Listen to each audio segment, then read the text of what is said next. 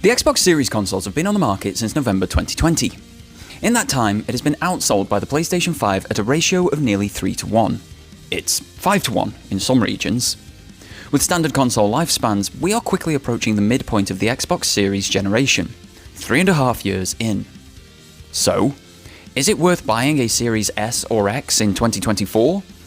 Or is it better to stay on your trusty Xbox One or PS4?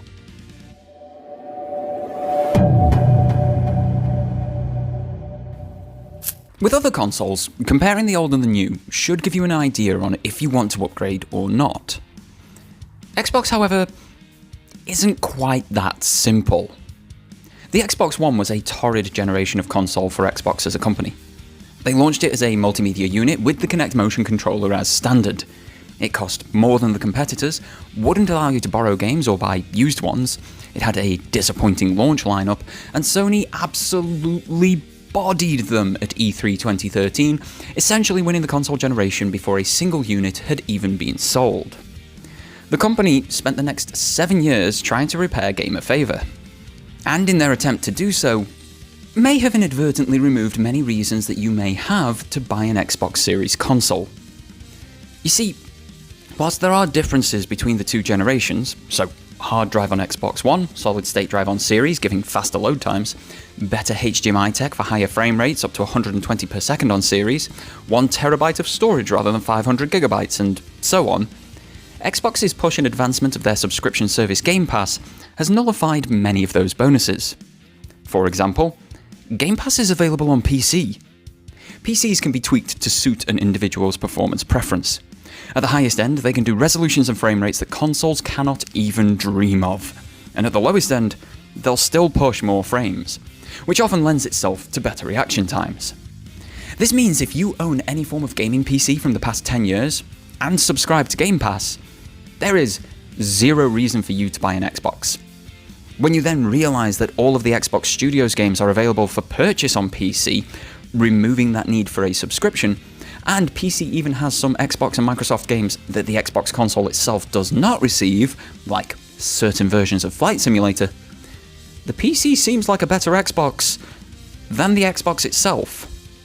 But it isn't just the PC crowd that maybe don't need to buy an Xbox Series console. There is the mobile gamer too.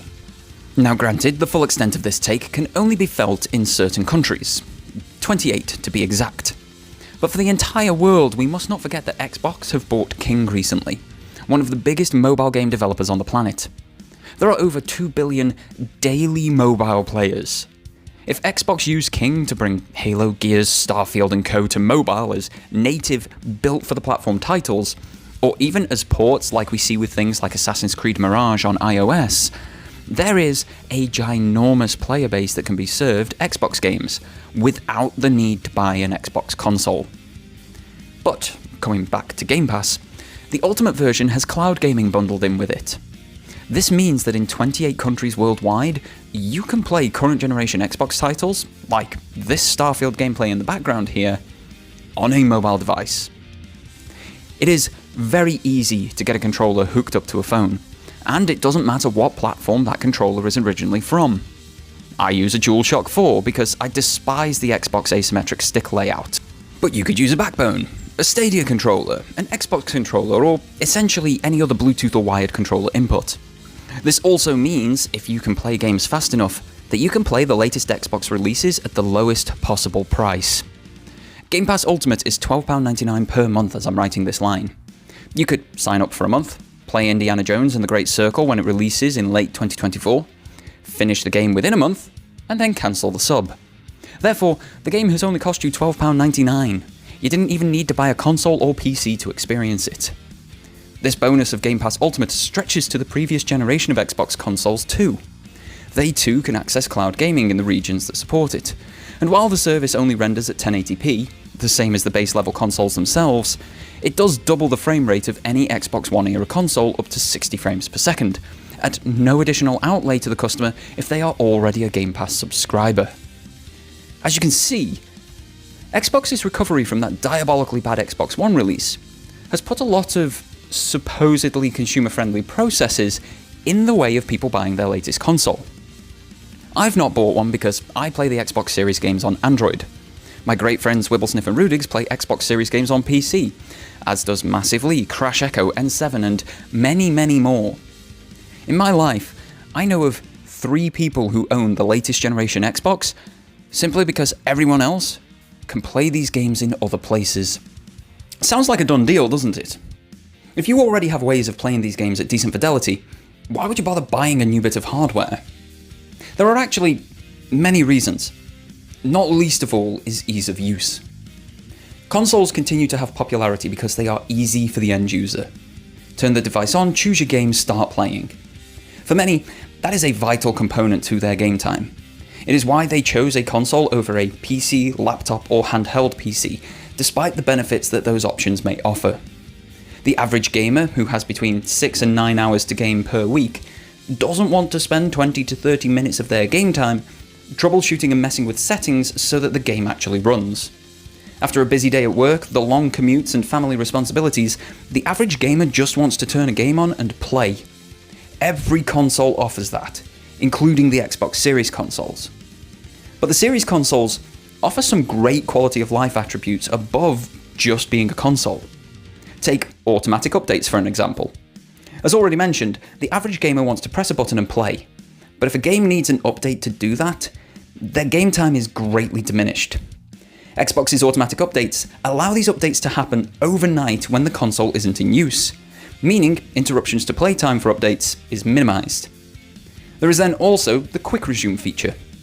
A huge positive talking point at the start of the generation, it has mostly disappeared from conversation in 2024, but its impact to the user is huge.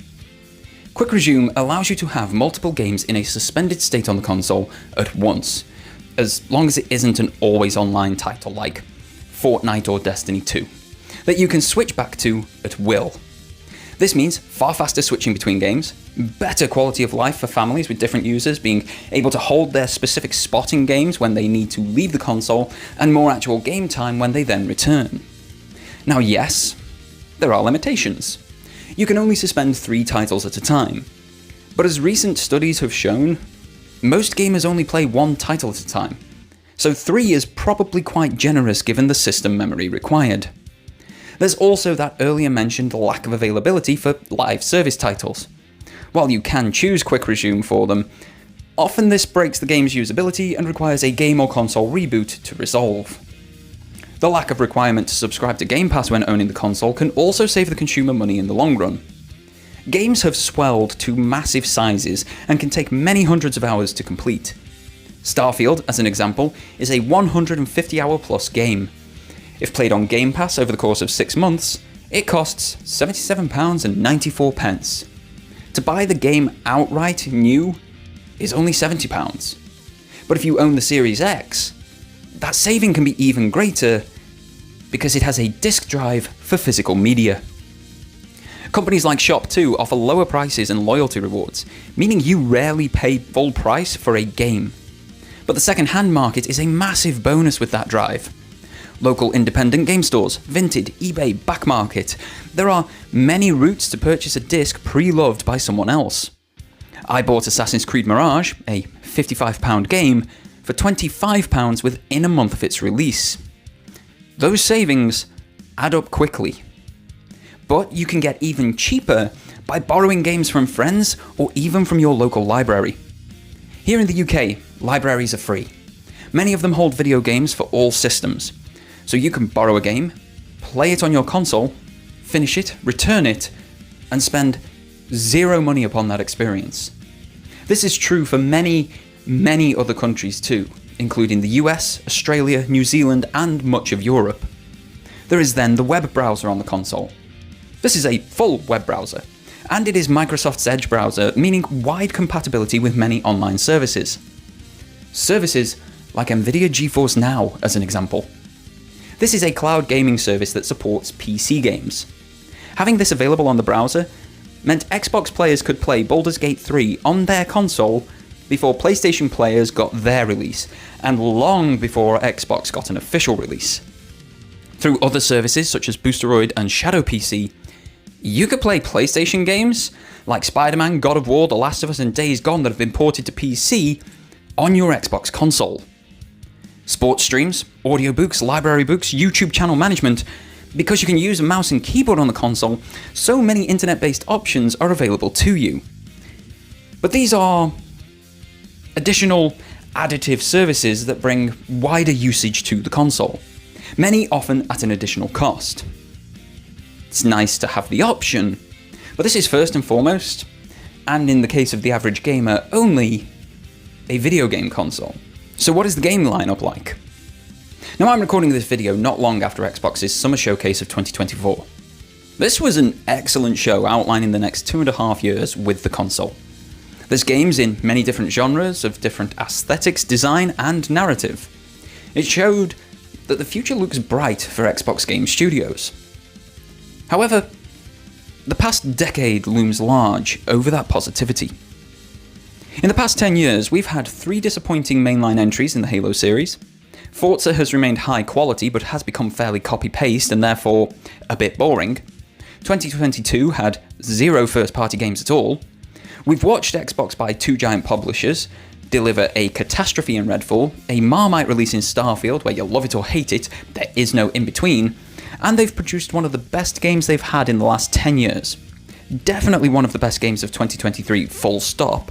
They won awards for it, ported it to other platforms for even further positive success, then immediately shut the studio.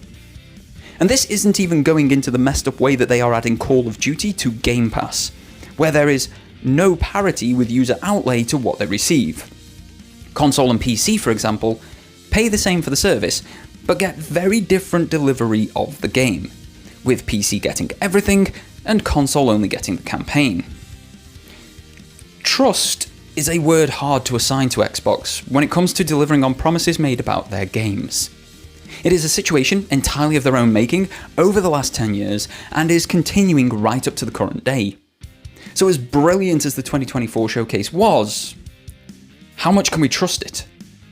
Fable, for example, was announced in 2020 and still doesn't have a concrete release date. We have the vague promise of 2025, but nothing further. And it's coming from the studio that makes Forza.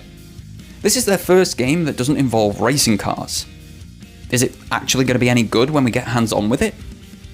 Indiana Jones and the Great Circle has only showed carefully crafted cinematics, which offer a solid vibe feeling, but gameplay is very light on the ground for a 2024 release that, again, still doesn't have a solid release date. Even if these games fully deliver on their wonderful vibes, there is a bigger looming spectre that makes the question of if you should buy an Xbox Series console even more muddy. That spectre is the PlayStation 5. In late 2023, rumours started circling about Xbox games, their exclusive titles, the differentiators between platforms, saying they were going multi-platform and porting to both Switch and PlayStation. By February 2024, the rumours had grown so far that Xbox held an impromptu podcast to address and belay fan concern, only to make it worse with awful messaging. They said games were going multi-platform, but they refused to say which ones. Then they basically said which ones. They said it was only those 4, and then immediately said, well, never say never. They said so many contradictory things that after the podcast, fans felt none the wiser as to what was truly happening. Fast forward to June 2024, and we're still hearing very loud whispers of any game being available to go to PlayStation specifically, because of the near parity between the systems.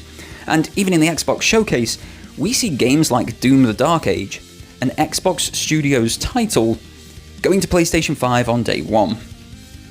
Xbox Studios developers have spoken to many industry journalists and analysts to explain their feelings and views on the internal situation at Xbox Game Studios. It is apparently feeling more like Microsoft gaming currently, rather than Xbox gaming. That means penny pinching is the name of the game. What else can we cut and still deliver a product a consumer may want sort of attitude? Where else can we sell these products to make more money? In May 2024, Xbox Studios developers, and even ex-executives, stated to journalists that no game is off the table to go to other platforms. Not long later, we heard of a Halo Combat Evolved remake beginning development that would go to PlayStation on the day of release. Halo is the Xbox franchise, and it's looking to become a multi-platform option. This raises a serious question at this juncture. If you can have the same third-party experience as Xbox elsewhere, but another platform offers you high-quality exclusive titles not available anywhere else, plus those games previously exclusive to the Xbox platform, what impetus and benefits would you gain from buying an Xbox Series console? It all makes the whole question of this video, should you buy an Xbox Series console in 2024, quite a difficult one to answer. When I'm asked directly about my personal circumstance and would I actually buy one, the answer is usually no. I have the equipment, location, financial means and personal availability to play any Xbox game for the price of 1 month of Game Pass.